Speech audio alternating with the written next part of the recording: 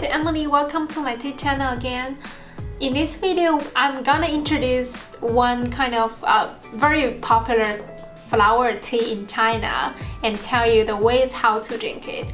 Unlike my other TV videos that I usually drink tea with Kung Fu style, with like porcelain teacups or zisha teacups, but today I'm gonna use the easiest way to brew this tea because that's usually the way we drink it. So it's called chrysanthemum tea. Actually, we have three types of chrysanthemum tea here. One is called Huangju, translated as king chrysanthemum. That means it's the biggest size of among all of the chrysanthemum flowers. And the second one is Wuyuan Huangju. It's smaller than the king chrysanthemum, and it's produced in Wuyuan, Jiangxi province. And the other one is called just a regular chrysanthemum tea. Well, they have different shapes and also different sizes, but basically they have the same flavor, just as chrysanthemum tea. And I have a glass cup. We usually just put the chrysanthemum tea in the cup and brew it with the boiled water for like 1 or 2 minutes, and then it's ready to drink. That's the most plain way to drink it. And in traditional Chinese medicine, we think chrysanthemum is good for body health. It helps to release the excessive body heat. It's also good for the eyes and alleviate fatigue because of insomnia, such kind of things. The tea liquor should be pale yellow color, not that yellowish. If it's too yellow, that means the tea manufacturer may add some artificial pigments into the tea, which is not very healthy to our body. So make sure we pick the high quality and authentic chrysanthemum tea. In this way, the tea liquor is ready to drink. When you smell it, it feels like honey, very sweet, like sweet honey. And the flavor, the smell of the tea is quite refreshing. And let's drink the tea.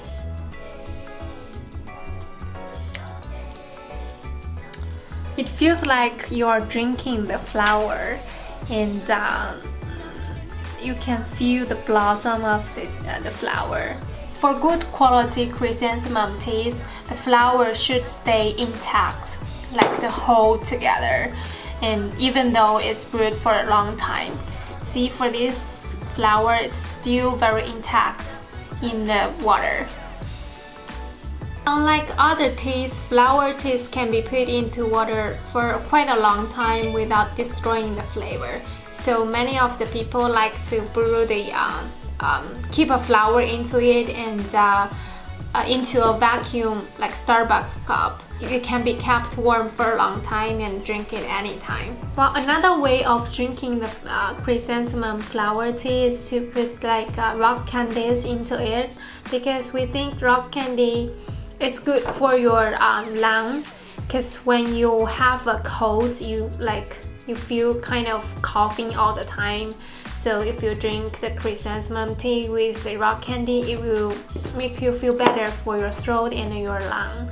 So we put some rock candy into it, shake it, or use chopsticks to stir it. I know most of the categories of teas have some volume of caffeine, so for the people who doesn't like caffeine can definitely choose the flower tea, because flower teas are free of caffeine. They don't have any caffeine inside, so you can drink as much as you can or as much as you like.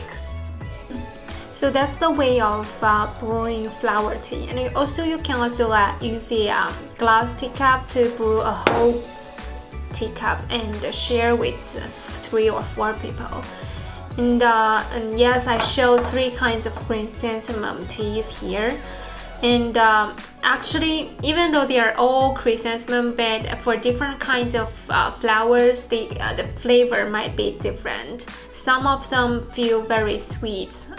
there is some kind of sweetness lingering in the throat, and the aftertaste is very refreshing. But some of them is kind of a little bitter. It's not the three of them, but other kinds of chrysanthemum teas. Even though the bitterness might not be that enjoyable, but bitterness represents the effects, the medical effects to the body. So we always think that eating something bitter can be very helpful to the body. So the bitter chrysanthemum flowers is also very efficient to reduce the body heat. Well, another point I want to state here is that chrysanthemum flower tea, they are particularly planted in somewhere and they were used for tea. It doesn't mean that the regular chrysanthemum flowers can be used as chrysanthemum tea and brewed like this. That's totally different. So if you want to drink chrysanthemum tea flowers, make sure you buy them from the tea shops so that it can be drunk, not just buy some chrysanthemum flowers and brew it. It's kind of stupid. That's my introduction to the most popular flower tea in China, and it's called chrysanthemum tea. I hope you learned how to brew it, and if you want to try it, I have a website link on the information box. Please feel free to check it out. And thank you so much for your time watching. See you next time. Bye.